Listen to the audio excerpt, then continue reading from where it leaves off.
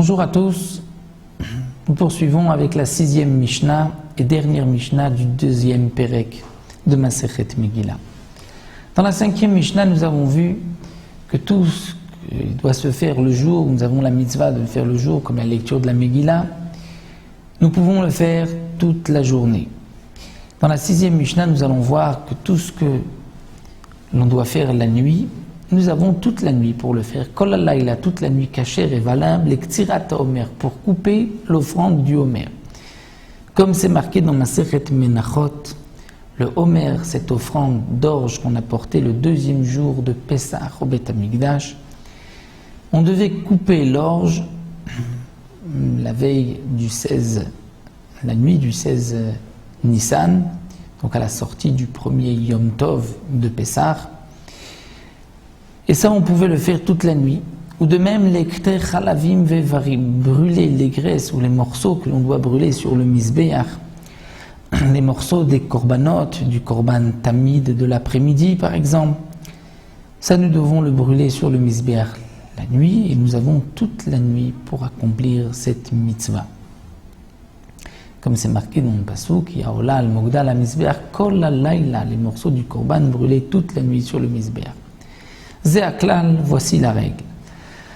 Comme nous l'avons vu dans la 5e Mishnah, d'avoir chez mitzvato bayom, lorsque la mitzvah c'est le jour, alors kasher kol hayom, tout le jour, nous avons toute la journée pour faire cette mitzvah. Qu'est-ce que le Tana vient nous inclure? Il nous a déjà tout mentionné dans la 5e Mishnah. C'est pour inclure même, nous dit le Barthénora, les 2 cuillères où se trouvait de la levona, des encens, sur le shulchan à côté du lechem apanim, des pains qui étaient posés sur le shulchan dans le El Moed, les 2 bazirim, les 2 cuillères, on devait les brûler le jour de Shabbat sur le misbéach, et ça on pouvait le faire toute la journée. Et d'avoir chez mitzvato balayla, ce qui peut se faire, bon, la mitzvah et la nuit, kasher kol halayla, toute la nuit c'est kasher. Et c'est pour inclure, nous dit le Barthénora, le korban Pessah, qui pouvait être mangé toute la nuit. Bien que les Chachamim nous ont limité jusqu'à Chatzot, comme c'est marqué dans la première Mishnah de Berachot, c'est uniquement pour éloigner l'homme de la Havera, mais en vérité, Minatora, nous avons toute la nuit pour accomplir la mitzvah. Donc voici les dinim dans la Mishnah et dans la Mishnah Vav, de ce qui doit se faire le jour, de ce que de faire la nuit, entre autres. Donc ce qui est Bayom et Kasher Kol Hayom, Balayla et Kasher toute la nuit.